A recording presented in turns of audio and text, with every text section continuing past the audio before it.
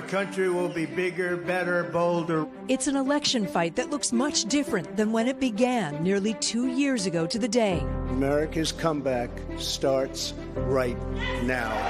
Former President Donald Trump locked in the Republican nomination with ease, defeating a parade of challengers and battling a slew of legal cases. That is 34 felony counts here, all guilty verdicts. This is unprecedented for a former American president to be criminally convicted. This was a rigged, disgraceful trial. His supporters undeterred, believing Trump could best tackle the economy and immigration. I'm the only one in history who got indicted and my numbers went up.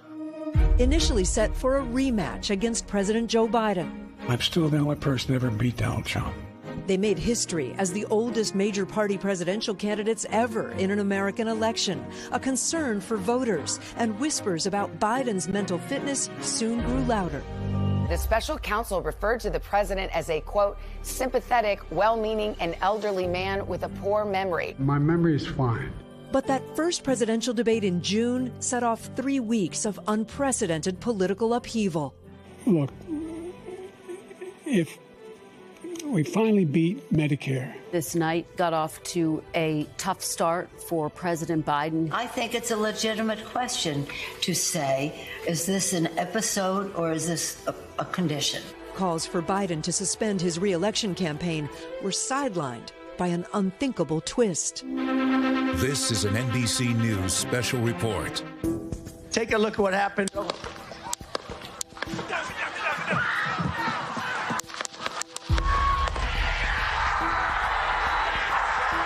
The 45th president of the United States, injured but alive. All of this unfolding with Republicans now gathering to officially nominate Donald Trump at their convention. With his ear bandaged, the former president making an emotional entrance just 2 days after the attempt on his life. When Donald Trump rose to his feet in that Pennsylvania field, all of America stood with him. I stand before you in this arena only by the grace of Almighty God. That same week, President Biden testing positive for COVID.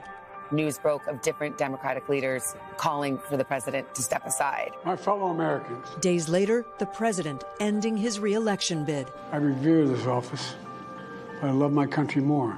Endorsing Vice President Kamala Harris and upending the race with just over 100 days until the election. We choose freedom.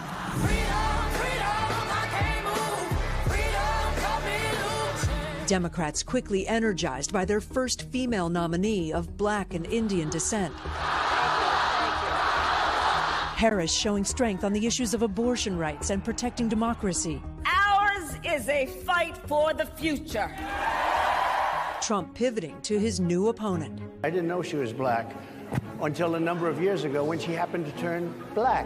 A convention coronation in August. Kamala Harris is going to stand up and fight for your freedom to live the life that you want to lead. I accept your nomination to be President of the United States of America. Trump and Harris would meet for the first time in their only debate. I've never seen a worse period of time. People can't go out and buy cereal or bacon or eggs or anything else. The government, and Donald Trump certainly, should not be telling a woman what to do with her body. And this famous falsehood. They're eating the dogs, the people that came in. They're eating the cats. The vice presidential debate striking a different tone. I agree with a lot of what Senator Vance said about what's happening. And I think that Governor Walz and I actually probably agreed. But the dangers of our nation's divisiveness still on display. The FBI says there has been another possible attempt on former President Trump's life. By fall, the critical battleground blitz amid one of the closest presidential races ever. I'm a gun owner. Tim Walz is a gun. I did not know that. If somebody breaks in my house, they're getting shot. I think the bigger problem is the enemy from within. The razor-thin margin bringing out bold-faced names. Vice President Kamala Harris. President Trump must win. Podcast interviews taking center stage. That Trump dance party going viral. And his Madison Square Garden rally sparking controversy. There's literally a floating island of garbage in the middle of the ocean right now. Yeah. I think it's called Puerto Rico. Amid the fallout, the Trump campaign seizing on a Biden gaffe. The only garbage I see floating out there is his supporters. Harris caught on this hot mic moment talking to Michigan Governor Gretchen Whitmer about male voters,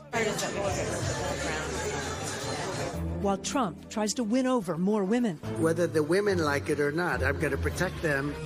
After so many firsts, the last days of a campaign season like no other, and a reminder of what's most important. Get everyone you know, you have to do it. You have to vote, vote, vote. Your vote is your voice, and your voice is your power. Also unprecedented this election, the early voter turnout. I know you guys have talked about it. According to our NBC News tracker, more than 79 million Americans have voted by mail or in person before today even started. Key swing states like Georgia, North Carolina, smashing records for early voting, guys. Hey, thanks for watching. Don't miss the Today Show every weekday at 11 a.m. Eastern, 8 Pacific on our streaming channel, Today All Day. To watch, head to today.com/allday or click the link right here.